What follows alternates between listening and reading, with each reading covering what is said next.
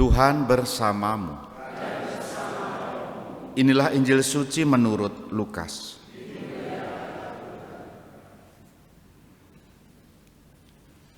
Sekali peristiwa, Yesus pergi ke Kapernaum, sebuah kota di Galilea. Di situ ia mengajar pada hari-hari Sabat. Orang-orang takjub mendengar pengajarannya sebab perkataannya penuh kuasa. Di rumah ibadat itu ada seorang yang kerasukan setan. Ia berteriak dengan suara keras, "Hai engkau, Yesus orang Nazaret, apa urusanmu dengan kami? Engkau datang hendak membinasakan kami? Aku tahu siapa engkau, engkaulah yang kudus dari Allah." Tetapi Yesus menghardik dia, katanya, "Diam, keluarlah daripadanya." Maka setan menghempaskan orang itu ke tengah orang-orang banyak, lalu keluarlah daripadanya dan sama sekali tidak menyakitinya. Semua orang takjub dan berkata satu sama lain, "Alangkah hebatnya perkataan ini. Dengan penuh wibawa dan kuasa, ia memberikan perintah kepada roh-roh jahat dan mereka pun keluar." Maka tersiarlah berita tentang Yesus kemana-mana di daerah itu. Demikianlah sabda Tuhan.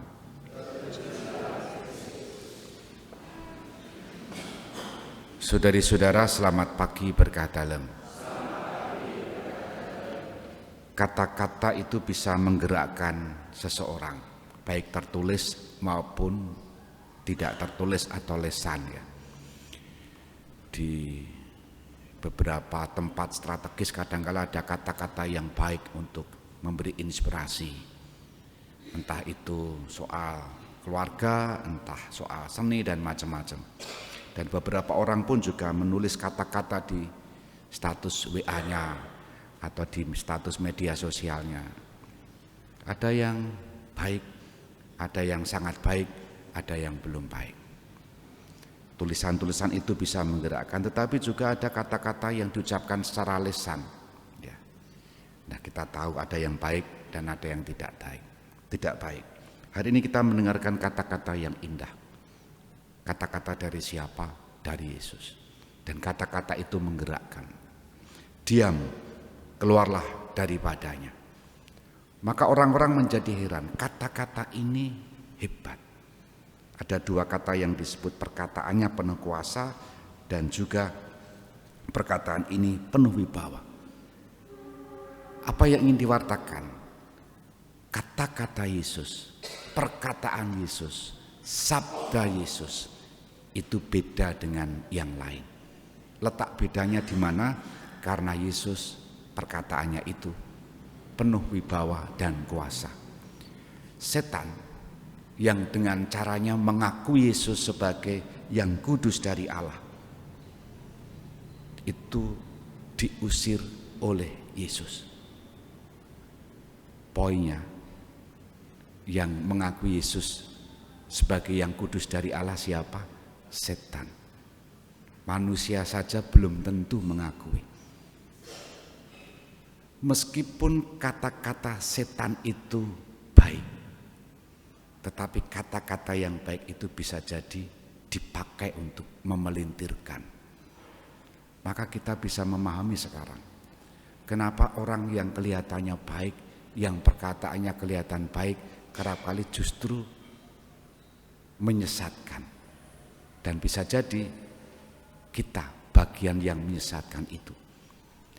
Maka Bapak Ibu, saudari-saudara terkasih, kata-kata yang bisa menggerakkan itu dimiliki oleh Yesus, menggerakkan setan untuk pergi dan mengusir setan dari diri seseorang. Kita bisa dua kemungkinan yang bisa kita renungkan. Kita hanya kagum pada kata-kata Yesus, pada firman-Nya, tapi kita sendiri tidak mengalami perubahan dari sabda-sabda yang selalu kita dengar. Itu yang pertama. Yang kedua, apakah kita juga terinspirasi untuk menciptakan kata-kata dari bibir kita yang membebaskan, yang menguatkan.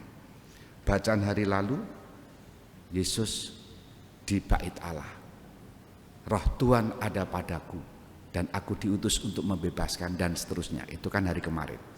Hari ini kata-kata Yesus membebaskan, firman-Nya membebaskan yang terbelenggu dari setan. Maka Bapak Ibu, apakah kita memiliki kata-kata yang membebaskan orang-orang di sekitar kita?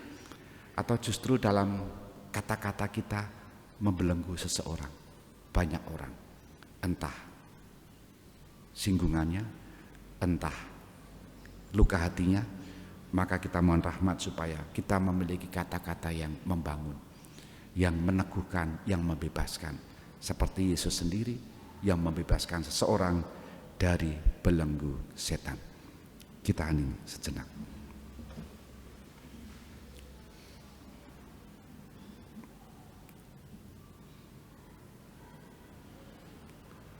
Dimuliakanlah Yesus yang dulu hidup, sekarang dan selama-lamanya.